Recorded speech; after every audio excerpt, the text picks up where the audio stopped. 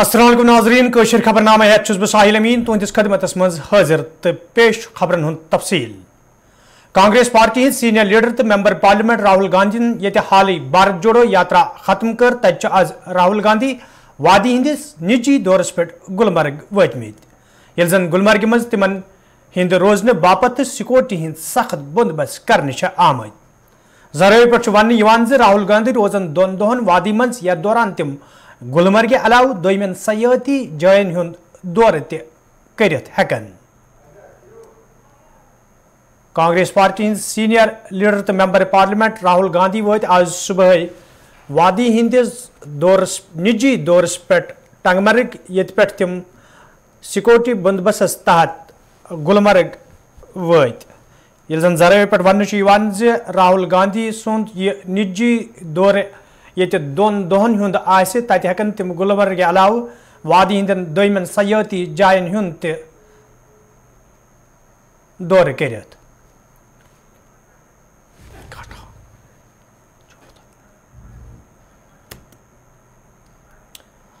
वजीर दिफा राजनाथ सिंह आज वजारत दिफा तरफ मुनक़द करना आमतिस प्रोग्रामस दौरान वोनमुत पतमन कैंसन वरियन दौरान मुल्क दिफाई किस मामलस में सठा मजबूत तो ब्रोह पकमुत ये जन तिमो वोन मरकजी सरकार तरफ मुल्क दिफा अवलीन तरजीहातन में शामिल कर कई अहम कदम तुलना आमद। साथियों, एरो इंडिया ने पूरी दुनिया को दिखा दिया है कि नए भारत का नया डिफेंस सेक्टर पिछले कुछ वर्षों में लगातार ब्रॉडन और इनरिच ही नहीं हुआ है बल्कि दुनिया के अग्रणी देशों के डिफेंस सेक्टर के साथ कदम ताल करने के लिए पूरी तरह से तैयार है। इस इवेंट के इनागुरेशन में हमारे माननीय प्रधानमंत्री श्री नरेंद्र मोदी जी का स्वयं यहां उपस्थित होना और बड़े इंटरेस्ट के साथ यहां की एक्टिविटीज को देखना, स्टॉल्स विजिट करना, यह इस बात का प्रमाण है कि इस आयोजन को लेकर वह अत्यंत उत्साहित भी थे और आश्वान्वित भी थे। इनागुरल एड्रेस में प्रधानमंत्री जी का यह कहना कि एरो इंडिया केवल एक शो नहीं है, यह इंडिया की एक स्ट्रेंथ भी है, इस इवेंट की महत्ता को यह स्पष्ट करता है। साथियों, आज संपन्न हो रहे इस बंधन को मैं न केवल एरो इंडिया के एक महत्वपूर्ण इवेंट बल्कि इसे मैं एक बड़े अचीवमेंट के तौर पर मैं देखता हूं। अभी हमने देखा कि इस समारोह में लगभग 250 एमओयूज साइन किए गए हैं और इसके साथ डीआरडीओ द्वारा टेक्नोलॉजी का ट्रांसफर किया गया है और प्राइवेट और पब्लिक सेक्टर द्वारा नए नए प्रोडक्ट्स को डेवलप और मैन्युफैक्चर करने के लिए महत्वपूर्ण घोषणाएं भी की गई हैं।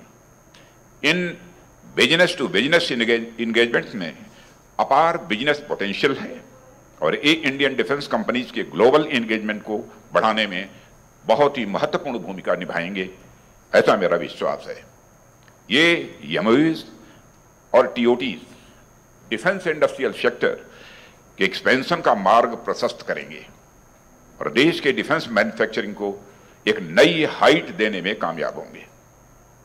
बंधन इवेंट का नाम बंधन, मैं समझता हूं यह उपयुक्त है।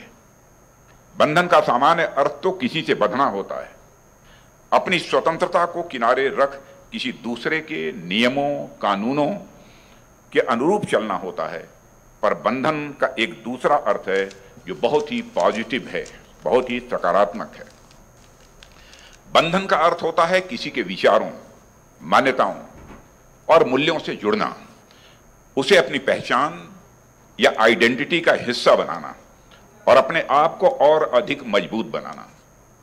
ठीक वैसे ही जैसे पेड़ों की जड़ें मिट्टी को अपने में बांधे रहती हैं, इससे पेड़ स्वयं तो मजबूत होता ही है, पेड़ के कारण मिट्टी की भी मजबूती बनी रहती है और दोनों का संबंध वर्षों वर्षों तक चलता है, सालों सालों तक चलता है।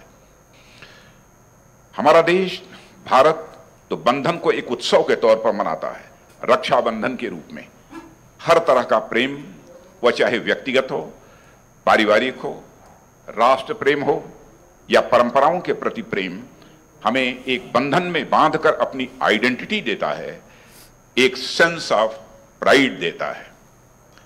इस प्रकार आज होने वाला बंधन महज केवल समझौता भर नहीं है जो कुछ आर्थिक लाभ तक ही सीमित हो। यह संबंध दो पार्टी या दो ऑर्गेनाइजेशंस के बीच का एग्रीमेंट भर नहीं है, बल्कि हमारे राष्ट्र को रक्षा क्षेत्र में स्ट्रेंथन करने के लिए एक नया संकल्प। PDP दफ्तर श्रीनगर आज पार्टी सदर महबूबा मुफ्ती हंद सदारत मज मीटिंग हुंद सांझ करने आमुत यथ मज पार्टी अहदेदारों शिरकत कर।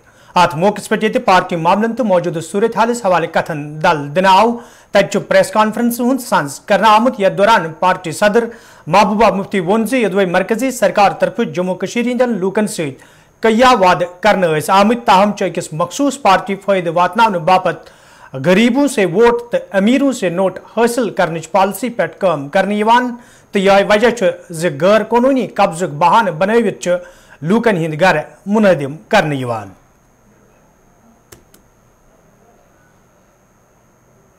ये तो एलजी, मैं तो वही कह रही हूँ कि यहाँ तो अंधा कानून, यहाँ तो कॉन्स्टिट्यूशन की बालादस्ती ही नहीं है, यहाँ तो कोई कानून ही नहीं चलता है। आज तो बैंक्स ने भी शुरू कर दिया, अभी तो डिमोलिशन ड्राइव ऑलरेडी गरीबों के घर तोड़े जा रहे हैं, उनके दुकानें तोड़ी जा रही हैं, सब कुछ बर्बाद हो रहा है। और यहाँ से बैंक्स ने भी शुरू कर दिया है लोगों को नोटिस भेजना कि जो प्रॉपर्टी मॉर्गेज में है उसके बारे में आप हमारे साथ फैसला करो या पूरा पैसा दो या हम आपका जो है मकान वगैरह ले लेंगे। ये तो एक बाज़ाब्ता एक एजेंडे के तहत किया जा रहा है ताकि जम्मू कश्मीर के लोगों को इतना तंग किया जाए, उनको इतना सताया जाए कि उनके पास और कुछ सोचने के लिए वक्त ही नहीं रहे। मगर उनको ये समझना चाहिए कि एक सेंटिमेंट है जम्मू कश्मीर में जो रेजोल्यूशन ऑफ कश्मीर प्रॉब्लम चाहता है, जो चाहता है कि हम इस मुल्क के साथ बराबरी के लेवल पे रहें, पार्टनर्स की तरह रहें, गुलामों की तरह नहीं रहे। तो उस सेंटिमेंट को आप जेल में नहीं डाल सकते। हमारे नौजवान हज़ारों के तादाद में इस वक्त बाहर के जेलों में हैं, जिनको वहाँ जो हालात है, मैंने कईयों से मेरी बात हुई, उन्होंने कहा हमें नमक और चपाती दी जाती है खाने के लिए, कोई उनका घर वाला इतनी दूर जा नहीं सकता है मिलने के लिए, कोई वकालत की बात तो बहुत दूर की बात है। अभी खुद हमारे चीफ जस्टिस ऑफ इंडिया ने कहा कि छोटी अदालतें तो ज़मानत देने से भी डरती हैं। आम जो केसेस है, अब जब कश्मीरियों के केसेस हैं तो उसमें तो ज़मानत भी नहीं होती है। तो ऐसे माहौल में ये और क्या कर सकते हैं, डाइवर्ट करने के बगैर और क्या कर सकते हैं। आप तो देख रहे हैं ना आजकल ग्राउंड पे क्या दिखाई दे रहा है। आप पहले नौकरियों से लोगों को निकालो, जेल में नौजवानों को डाल दो, जर्नलिस्ट को जेल में डाल दो, अब जो रही सही कसर थी वो हमारे घर गिरा के पूरी की जा रही है। तो इससे और बड़ा नया कश्मीर क्या हो सकता है, इससे बड़ी तरक्की उनके लिए और क्या हो सकती है जो शुरू से ही जिन्होंने मुसलमानों के खिलाफ रहते हैं, जो मुसलमानों के खिलाफ आप जहाँ जहाँ देखिए डेमोलिशन, जहाँ दिल्ली में भी हो रही है, वहाँ भी किन एरियाज में डेमोलिशन हो रही है, यहाँ भी जो हो रहा है, जम्मू में जो हो रहा है, तो ये किसके खिलाफ हो रहा है। तो ऐसे में ये कहेंगे ही, और जो इनको जो असली एनक्रोचर है अडानी, उसके खिलाफ तो कुछ एक्शन कर नहीं पाते हैं। मैम, जम्मू का जो वीडियो वायरल हुआ नई बस्ती डिमोलिशन के, जिसको भी किसी को भी हटाते हैं, चाहे वो हिंदू हो मुसलमान हो, हम उसके खिलाफ हैं। मगर कहीं सिंबॉलिक डेमोलिशन होती है ये दिखाने के लिए, बैलेंस करने के लिए, वो भी हम समझ पाते हैं कि क्या है कि जहां आप 99% जो है मुसलमानों के घर, उनकी दुकानें, उनके शॉपिंग मॉल, उनके कॉम्प्लेक्सेस, गरीबों की घर, उनकी झोंपड़ियाँ उड़ा रहे हैं, वहाँ आप दूसरी कम्युनिटी के एक आध घर को भी उड़ा रहे हैं। तो ये मुझे लगता है ये एक बैलेंसिंग एक्ट है। या जो बीजेपी का जो आम लोग हैं उनके शॉपिंग कॉम्प्लेक्सेस को डेमोलिश किया जाता है, मगर जो बीजेपी के लोग हैं उनके शॉपिंग कॉम्प्लेक्स को कहा जाता है हमने अटैच किया, हमने लॉक कर दिया। तो ये तो सीधे फर्क नजर आता है क्या क्या हो रहा है। अरे देखिए, ये तो मैं तो कह रही हूँ कि G20 का आप एक तरफ से G20 का वो जो है वो उसकी बार बार बात करते हैं, विश्व गुरु की बात करते हैं, दूसरी तरफ से आप BBC जैसी जो क्रेडिबल एजेंसी है, न्यूज़ एजेंसी है, उस पर छापा मारते हो, उस पर रेड करते हो, तो मैसेज क्या जाता है बाहर। दूसरी तरफ से गरीबों के घर डेमोलिश कर रहे हो, तो उसका मैसेज क्या जाता है बाहर। उसका मैसेज बहुत ख़राब जाता है कि जो हिंदुस्तान है वो आगे जाने के बजाय पीछे जा रहा है। और ये कोई कश्मीर नहीं है जहां घास चराई के नाम पे, एनक्रोचमेंट के नाम पे आप लोगों के घर डेमोलिश कर रहे हो। ये BBC है, BBC, जिसकी इतनी क्रेडिबिलिटी है कि दुनिया के किसी कोने में जाइए, एक गरीब आदमी से लेके अमीर आदमी उसकी BBC की मिसाल देते हैं। तो आपने इसके साथ छेड़ा, इसकी कॉन्सिक्वेंसेस हमारे जो मुल्क की जो छवि है उसके लिए बहुत ख़राब होंगे। देखिए ये एक चीज़ चल रही है, इसको जो मैंने पहले भी कहा है, जो गरीब लोग हैं जिनके घर उजाड़े जा रहे हैं, जिनके घर डेमोलिश किए जाते हैं, उनके पास एक पर्टिकुलर पार्टी के लोग जाते हैं, उनको कहते हैं आप हमारे साथ मिल लीजिए, हम आपकी जो ज़मीन है वो रेगुलराइज करवाएंगे। तो ये वही एक टैक्टिक है, क्योंकि जब इनको लगा कि कश्मीरी लोग जो हैं वो हमारे झांसे में नहीं आ रहे हैं, तो अब उनको थ्रेटन करके, ब्लैकमेल करके कि आपका घर गिरा देंगे, आपकी दुकानें गिरा देंगे, अगर आप हमारी पार्टी ज्वाइन करोगे तो आपको कुछ नहीं करेगा। ये गरीबों से वोट और अमीरों से नोट की बात चल रही है। और इसके अलावा चिवलगाम कोलगम आज नेशनल कॉन्फ्रेंस पार्टी हज जिले वर्किंग कमेटी हज मीटिंग हूं सांस कर आमुत, यथ party senior leader Sakina Itoo, Imran Nabi Dar तो दोमियो लीडर तो वर्करों शिरकत कर। अत मौके पे पार्टी मामलन तो मौजूद सूरत हाल हवाले कथन दल दिन आव, तत सकीना यतून वोनमुत ज मरकजी सरकार तरफ लूकन हिंद मुश्किल दूर करनस हवाले कह कदम तुलन, बल्कि डोजर कार्रवाई अमल मज अनित लूकन हिंदन मुश्किलन मज मजीद इजाफ करने। मैं आपकी खदमत करूंगा, आपकी इज्जत और तकलीफें उठाए, उन जख्मों पे मरहम करना है, ना कि इस तरह डोजर लगा के लोगों को तकलीफ देना। आप हमारे भाई हैं, आप इसी सन ऑफ द सॉइल है आप लोग, लेकिन मेहरबानी करके बात वो करिए, इसमें गरीब और अमीर की बात मरहम, इसी पे हम कश्मीरी मर जाते हैं, क्योंकि ये कारण से गरीब सज अमीर सज का इसी पे हम मारे जाते हैं। और दूसरा आके हमें पे नुकसान कर फायदे तुलन, हम खुद उनको डिवाइड कर देते हैं। ये अमीर और गरीब की बात नहीं है, जिसके पास जमीन है यहाँ यहाँ तो सारे लोगों के पास बैंक लोन पड़े हुए हैं, चाहे वो अमीर हो चाहे वो गरीब हो। लेकिन गरीबन दादा एग्रीकल्चर लोन निमित, दादा एनिमल हस्बेंड्री लोन निमित, इसी तरह अमीरों ने हर बैंक से लोन लिए हैं, उनका कारोबार चलता है। ये आप इस तरह डिवाइड मत करिए अमीर और गरीब, लेकिन जहाँ पे लोगों को जरूरत है, जो जमीन लोगों की जमीन है, जो शेर कश्मीर ने लोगों को जमीन दी है, आज आप उनको कहते हो यह तो पहुंच दिन, ये कहाँ का इंसाफ है? इस तरह की चीजें हुडी वर्मल आज इंतजामिया तरफ ब्लॉक दिवस प्रोग्राम सांस कर आमुत, यथ जिला तरक्याती कमिश्नर वर्मल डॉक्टर सैरिश असगर, इंतजामी के अफसरों, अवामी नुमाइंदों तो मुकामी लूकों शिरकत कर। अत मौके पे लूकों तरफ कई मसल बतलावन आई, तत जिला तरक्याती कमिश्नर अफसर हिदायत दित तम गन लूकन बुथिन वल मुश्किल दूर करनस हवाल चुक सान पन फरज अंजाम दिन।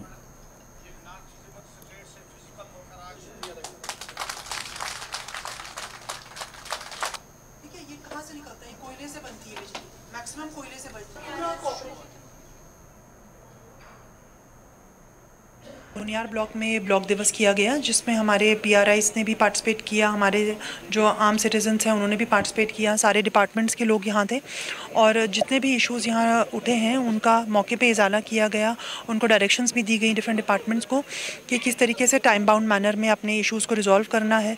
और साथ में जहाँ पर इंटर डिपार्टमेंटल कन्वर्जेंस की कहीं ज़रूरत थी उनको भी बताया गया कि किस तरीके से सारे डिपार्टमेंट्स जो हैं वो पब्लिक सेंट्रिक एक्टिविटीज़ किस तरह से करें।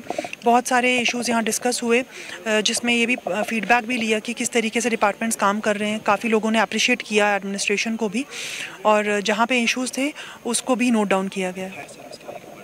जी, फायर सर्विस हमने 3 एरियाज़ के बारे में जो है एडिशनल मांगे हैं, शीरी, बोनियार और एक और एरिया है। इसमें हम यही कह सकते हैं कि हमने ऑलरेडी इसके बारे में लिखा हुआ है, वी आर होपफुल कि हमें ज़रूर मिलेगा। जब भी बर्फ़बारी होती है तो हमारा एक SOP होता है, RNB, PMGSY और जितने भी RDD के रोड्स होते हैं वो क्लियर करवाना।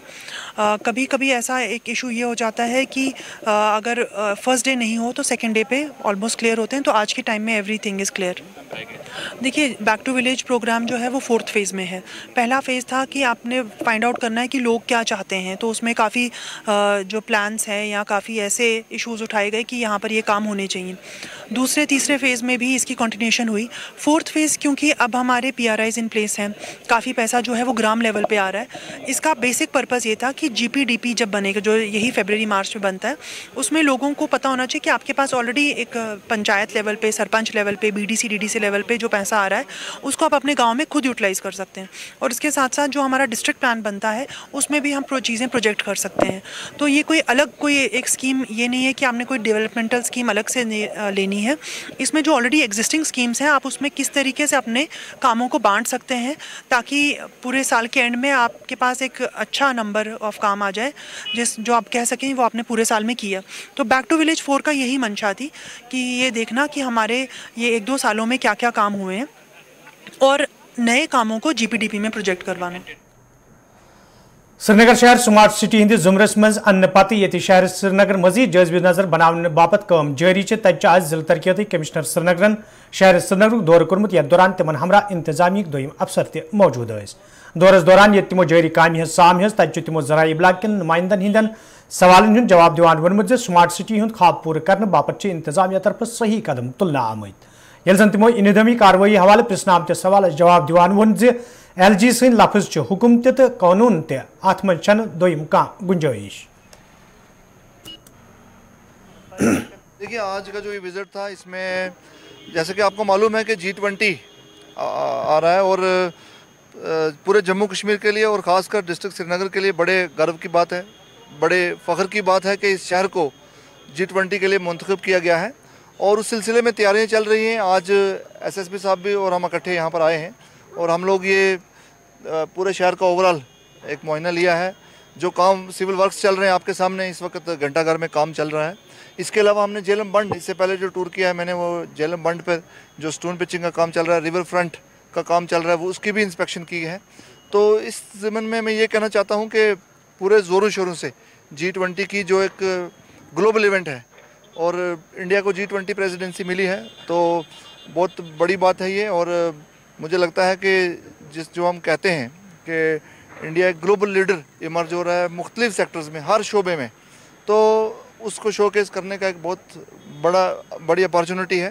तो श्रीनगर के अंदर पूरे ज़ोरों शोर से तैयारियां चल रही हैं, वो चाहे सिटी रीडेवलपमेंट हो, चाहे रोड्स का काम हो, सेंट्रल वर्ज ठीक करने की बात हो, प्लांटेशन इंप्रूव करने की बात हो, फ्लोरिकल्चर सेक्टर में काम की बात हो, तो मुख्तलिफ जो वर्क्स हैं वो इन प्रोग्रेस है और उसी का आज जायज़ा लिया गया है। अच्छा, इस बात को बिना दोहराए आपको बस इतना बताना चाहता हूं कि आप सबको इसके बारे में बड़ी बार जानकारी दी जा चुकी है। और आपको जो रहा सवाल एंटी इंक्रोचमेंट ड्राइव के बारे में, तो इससे पहले मुख्तलिफ जगहों पर ड्राइव की गई है जो श्रीनगर डिस्ट्रिक्ट में भी की गई है बाकी अजला की तरह। और इस पर क्या आगे का लाया अमल है उस पर जो ऑनरेबल LG साहब की स्टेटमेंट है वो अपने आप में कंप्लीट है और वो सब आप लोगों को मालूम भी है, आपने सुनी भी है, समझी भी है, पढ़ी भी है और अखबारों में लिखा भी है। जो कह दिया उन्होंने वही आर्डर है और वो कानून है। स्मार्ट सिटी का काम चल रहा है यार, अगर काम नहीं चल रहा होता है तब भी लोग बोलते हैं जी काम ही नहीं चल रहा। अब काम चल रहा है, अब कहते हैं जी हर तरफ काम चल रहा है। अब बताइए क्या करना चाहिए, आप ही बताइए कोई बेहतर तरीका। जब काम नहीं होता है तो कहते हैं काम ही नहीं हो रहा, जब करते हैं तो कहते हैं जी हर तरफ काम चल रहा है। तो अच्छी बात है ना, ये पूरे स्मार्ट सिटी का अगर पूरे शहर में काम चल रहा है तो क्या ये अच्छी बात नहीं? आप ही बताइए। नेशनल एजुकेशन पॉलिसी जमीनी सुथरिस पे अमलान बाबत ये मरकजी सरकार तो रियासती सरकारों तरफ कदम तुलने आमुत तच क्लस्टर यूनिवर्सिटी हिंदो जिम्मेदारों तो अत मुंसलिक कॉलेज अहदारों तरफ वन आमुत यूनिवर्सिटी तहत अल पल 53 अंडर ग्रेजुएट कोर्सन हवाले एंट्रांस टेस्ट हन युस जन नेशनल टेस्टिंग एजेंसी हिंज निगरानी मज मुनक्कद सपद। आपको मैं ये बताना चाहता हूँ कि last year national education policy जिसका हम नाम देते हैं NEP 2020, उसमें ये लिखा गया है कि नेशनल लेवल पर हायर एजुकेशन में सेंट्रलाइज्ड एडमिशन होगा। वो सेंट्रलाइज्ड एडमिशन किस तरीके से होगा, उसके लिए कॉमन एंट्रेंस टेस्ट होगा और वो कॉमन एंट्रेंस टेस्ट कंडक्ट कर लेगी नेशनल टेस्टिंग एजेंसी। तो क्लस्टर यूनिवर्सिटी ने वो ऑप्शन इस साल अडॉप्ट किया है और इम्प्लीमेंट करने वाले हैं। मेरे हाथ में ये जो क्लस्टर यूनिवर्सिटी से नोटिफिकेशन आई है, पिछले दिनों में ही आई है, तो उन्होंने वाज़ेह तौर पर ये इसमें लिखा है कि हमारी जो कॉन्स्टिट्यूएंट कॉलेज क्लस्टर यूनिवर्सिटी और एफिलिएटेड कॉलेज, इसमें जो एडमिशन होगा वो होगा on the basis of the entrance test जो नेशनल टेस्टिंग एजेंसी कंडक्ट कर लेगी। और उसमें शेड्यूल भी आया है, जैसे शेड्यूल में लिखा है कि बच्चे कब रजिस्टर कर लेंगे बच्चों को? जी, मेरिट्स है। इसमें बच्चे को चाहे हमारे कॉलेज में एडमिशन करना है या और किसी जगह एडमिशन करना है, एक ही जगह अप्लाई करना है। जैसे आपको याद होगा, पहले मेडिकल सीट के लिए जब बच्चा अप्लाई करता था बहुत जगहों पर उसको अप्लाई करना पड़ता था, लेकिन आजकल नीट उसके लिए टेस्ट करता है। उसको एक ही जगह एक ही एग्ज़ाम देना है, फिर उसकी चॉइस के मुताबिक उनको कॉलेज मिलता है। इसी तरह यहाँ का बच्चा अगर बाहर पढ़ना चाहता है, वहाँ का बच्चा यहाँ पर पढ़ना चाहता है, उसको एक ही टेस्ट देना है, फिर मेरिट और उसके चॉइस ऑफ कॉलेज के मुताबिक उसको या उन बच्चों को अपना चॉइस का कॉलेज मिल सकता है। हाँ, यस, आपका ये सही क्वेश्चन है। इसमें लिखा है, इसमें वो बच्चे जिन्होंने 10+2 एग्ज़ाम पहले ही क्वालिफाई वो एलिजिबल है, लेकिन वो बच्चे भी एलिजिबल है जिनको एग्ज़ाम देना है, वो भी रजिस्टर कर सकते हैं नाटा की वेबसाइट पर, पोर्टल पर। और जब फाइनल मेरिट लिस्ट बन जाएगा, क्योंकि ये तो रिटन टेस्ट होगा, उसकी बुनियाद पर जब उनका एडमिशन होगा उस वक्त उनको कागजात फाइनल ज़रूरत है, लाइक मार्क्स कार्ड या प्रोविजनल सर्टिफिकेट और कैरेक्टर सर्टिफिकेट। और उस वक्त तक, क्योंकि हमारी बोर्ड ने भी, जेके बॉस ने भी ऐलान कर दिया है कि मार्च में उनके एग्ज़ाम होंगे, अप्रैल तक उनके एग्ज़ाम ख़त्म होंगे।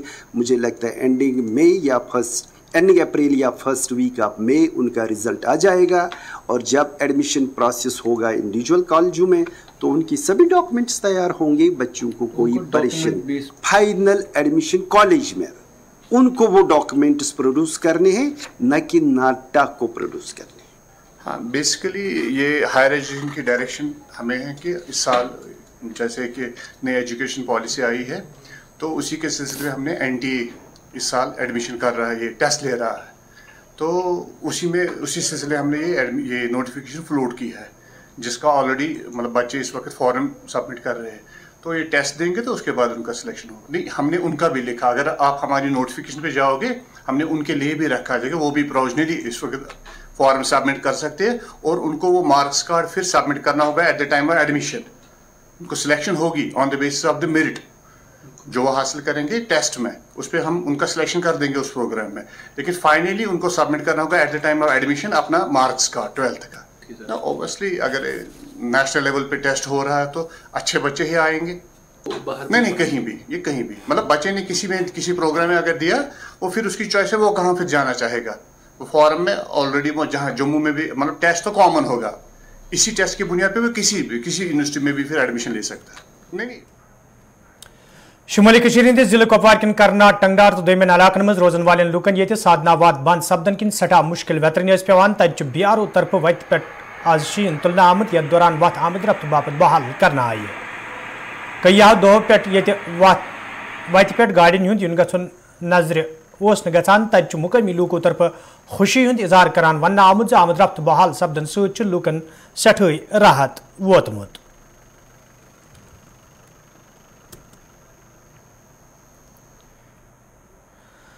यपर मत्सिल इलाक लूको तरफ वन आमुत ये शीन पेन सलाकस मज कई रंगो लूकन मुश्किल वेतरन पेवान, ताहम इंतजामिया तरफ तिहद मुश्किल दूर करने हवाले कह संजीद कदम तुलना आमुत। ये जन लूको तरफ इंतजामिया मांग करना आई लूकन बुथिन वल मुश्किल दूर करने हवाले गसन संजीद कदम तुलन इन युत जन लूकन मजीद मुश्किल वेतरन पेन।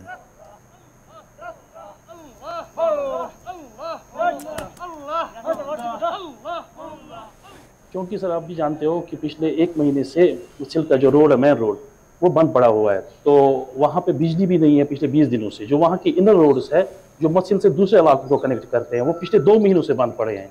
तो आपके वसातत से हम डिप्टी कमिश्नर कुपवारा, खासकर DC साहब और जो ये एडमिनिस्ट्रेशन है, कंसर्न डिपार्टमेंट्स है, इनके हेड्स को आपके वसातत से रिक्वेस्ट करना चाहते हैं कि वार फुटिंग बेसिस पे एक तो ये मेन रोड खुलना चाहिए और बिजली जो वहाँ की बंद पड़ी है वो रेस्टोर होनी चाहिए। हम ये भी चाहते हैं कि till road is not cleared, वहाँ पे helicopter service should be started from Kupwara to Machil for emergency cases.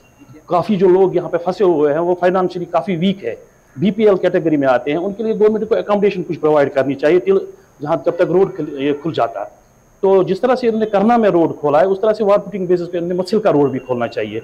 और हम बहुत खुश हुए कि रिसेंट वो हमने देखा कि इन्होंने DPR कुछ निकाला है ये करना के लिए टेंडर, ये टनल का। लोलाब दिवर कुपवार के लोगों तरफ शिकायत बावान वन आमुत यदवे इलाकस मज लुकन तिब्बी सहूलियत आयतन थावनस हवाले पब्लिक हेल्थ सेंटर कायम करने आमुत ताहम छन हेल्थ सेंटरस मज बुनियादी सहूलियत आयतन थावने आमच यम किन और इन वालन मरीजन सठा मुश्किल वेतरन पेवान मकामी लोगों तरफ हेल्थ सेंटरस मज डेंटल चेयर नस्ब करने मंग करने आमत।